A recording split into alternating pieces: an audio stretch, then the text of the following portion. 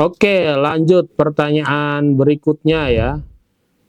Dari F. Sigaharirambe 4225. Kak, saya masuk eligible. Saya pilih satu universitas saja. Apa boleh saya memilih dua jurusan di universitas yang sama? Oke, boleh, tapi ada tapinya nih. Kalau kamu mau ambil di universitas yang sama, itu harus di provinsi yang sama tempat kamu sekolah SMA. Jadi kalau kamu SMA di Padang misalkan, nah, atau di Sumatera Barat lah, terus kamu mau ambil jurusan yang berbeda di PTN yang sama, kamu mau ambil Universitas Andalas, Fakultas Kedokteran sama Kedokteran Gigi, itu boleh-boleh aja gitu. Atau Fakultas Bahasa sama Bahasa Inggris mungkin sama apa misalkan Sosiologi, itu boleh-boleh aja asal di tempat kamu ber-SMA bersekolah ya. Jadi kalau kamu misal lahirnya di Cirebon tapi sekolahnya di Semarang, ya tetap kamu ngecek di Jawa Tengah ya, yang di Jawa Tengah misal kalau kamu mau milih satu PTN aja di dua jurusan, ya berarti di jurusan yang sama, di PTN yang sama di tempat kamu bersekolah, provinsinya harus sama. Oke? Semoga jelas ya. Lanjut, Kak mau tanya, misal dari perluasan listrik Bartim. Perluasan listrik Bartim.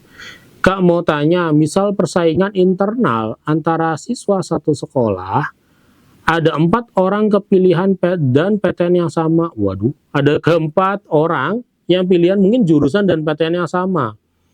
Apakah ranking eligible bisa menjadi pertimbangan di sistem aplikasi seleksi SNBP?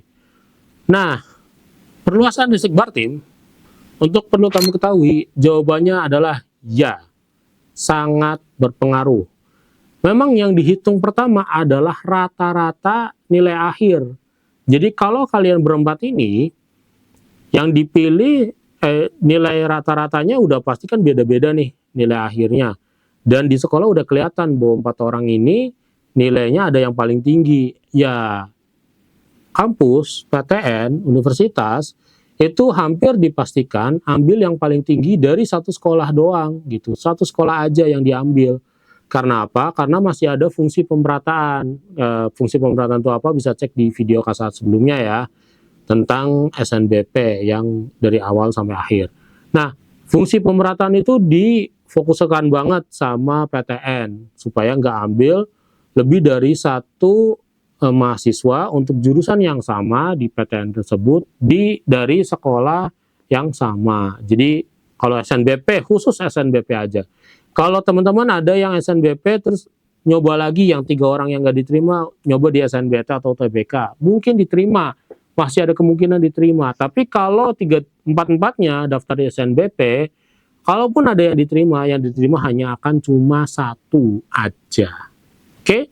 Jadi kalau ada 4 orang, 2 orang aja, 2 orang dengan nilai yang berbeda, kemudian memilih di pilihan jurusan dan PTN yang sama dari satu sekolah, itu maka akan yang dipilih cuma 1, karena fungsi pemerataan itu dipakai benar-benar oleh PTN gitu. Jadi jangan sampai ya, makanya salah satu strateginya, ini kasih spoiler dikit, bahwa kalian kalau perlu harus bikin forum angkatan untuk ketahuan siapa yang mau ambil jurusan apa, pilihan apa, supaya nggak saling sikut, supaya memberi kesempatan ke temennya untuk saling berbagi. Itu. Kalau masih ada mau nanya lagi, bisa komen di video ini. Jangan lupa kalau video ini bermanfaat bisa di-share, dan kalau kalian ngerasa konten-konten kami bermanfaat, biar nggak ketinggalan, pilih subscribe dan nyalain juga loncengnya, jangan lupa. Oke, gitu aja dari Kasat. Sampai jumpa di video-video lainnya. Dadah.